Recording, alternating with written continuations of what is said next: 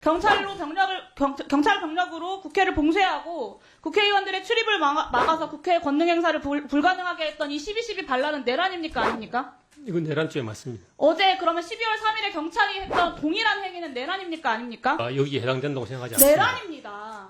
그건 의원님 생각이시고요. 같은 행동을 하지 않으셨습니까? 같은 행동 아닙니다. 그것이 수많은 국민들이 생중계로 그날 현장을 다 봤습니다. 비상계엄 해제 의결 못하게 하려고 한 거 국민들이 다 알고 있습니다. 국회의원들이 경찰 감시 피해가고 담벼락 넘어가면서 겨우겨우 모여가면서 비상계엄 해제를 의결했기에 망정이지, 당시에 조지호 청장이 바라던 대로 국회를 다 통제해서 그때 의결 못했으면 오늘 이 자리도 없는 거 아닙니까?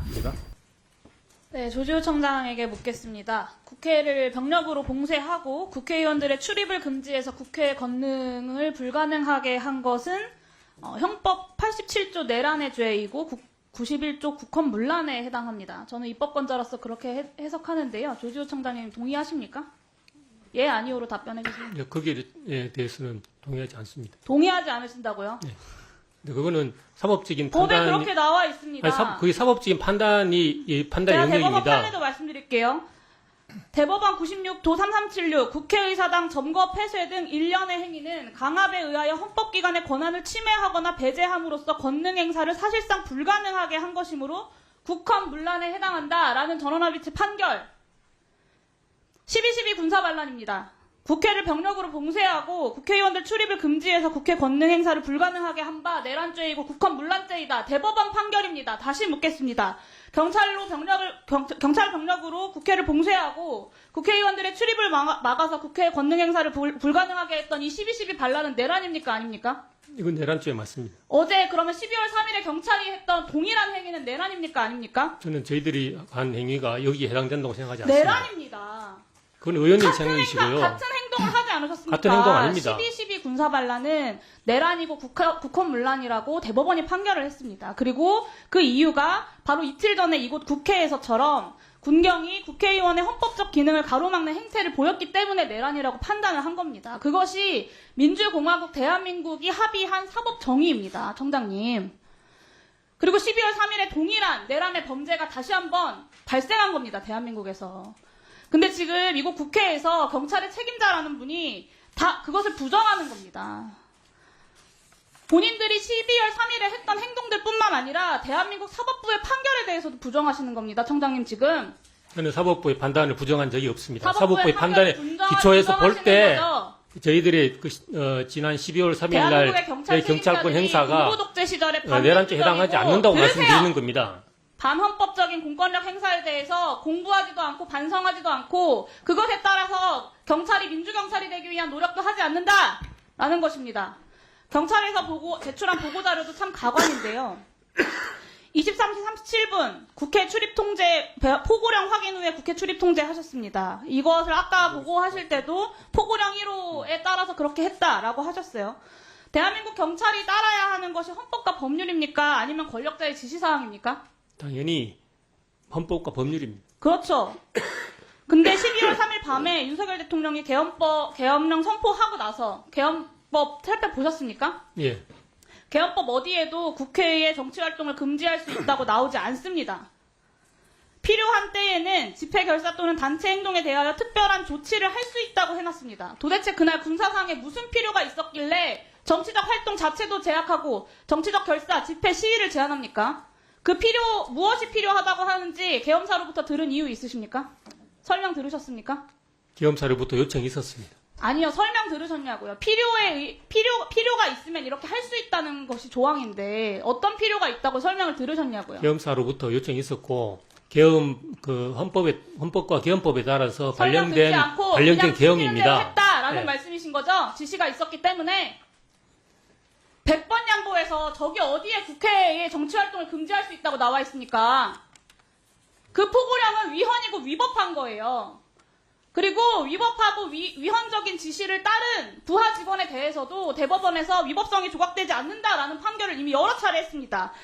87도 2358 박총철 고문치사 사건 중대하고도 명백한 위법 명령에 따른 행위는 정당 행위가 아니다. 아까 이야기했던 96도 3376 12.12 군사반란 위법한 명령에 따라 범죄 행위를 한 경우에는 상관의 명령에 따랐다고 해서 부하가 한 범죄 행위의 위법성이 조각될 수 없다.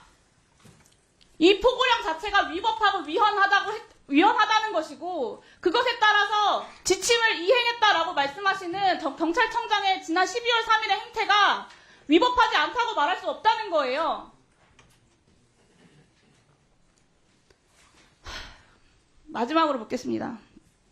조지호 청장은 헌법과 법률을 위반한 것이고요. 12.12 군사반람회 가담자들이랑 똑같이 위반한 것입니다.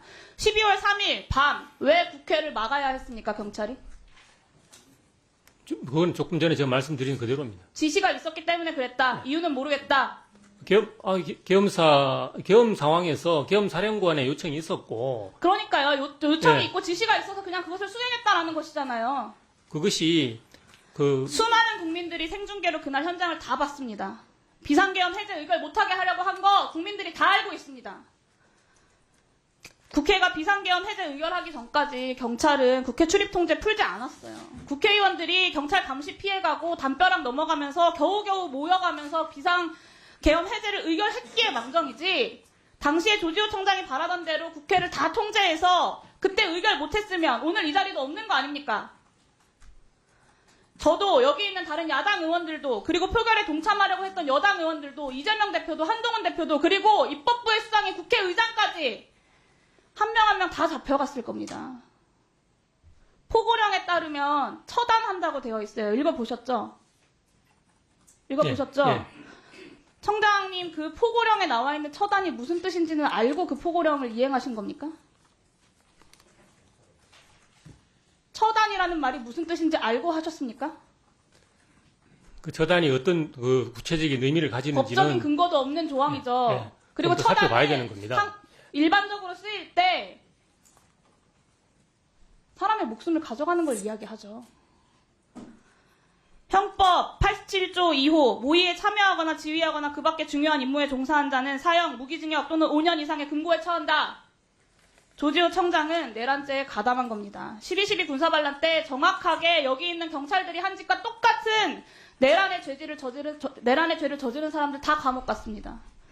내란의 우두머리 전두환 무기징역, 노태우 징역 17년, 황영시, 허화평, 이학봉 징역 8년, 주영복 징역 7년. 위에서 시켜서 어쩔 수 없었다, 시키는 대로 했다 이런 변명 통하지 않았습니다. 상관의 위법한 명령에 따랐다고 해서 범죄 행위의 위법성이 조각될 수는 없다. 실무자급 장교들도 당시에 다 유죄받았습니다. 내란죄에 가담한 조지호 청장 그리고 여기 앉아있는 이상민 장관, 서울경찰청장 다 사퇴해야 합니다. 이 자리에서 버틴다고 해도 재판 받을 수밖에 없고 중형에 처해질 수밖에 없습니다. 그것이 대한민국의 사법 정의입니다. 국민께 사죄하는 마음으로 지금 당장 사퇴하십시오. 사퇴하시겠습니까? 저는 자리에 연연한 적이 단 한 번도 없습니다. 자리에 연연한 자, 적이 없어서 정리해 주십시오. 그거는 사법부에서 판단할 영역입니다. 그럼 의원님께서 판단하신 게 아니고 사법부의 판단이 종국적인 판단입니다.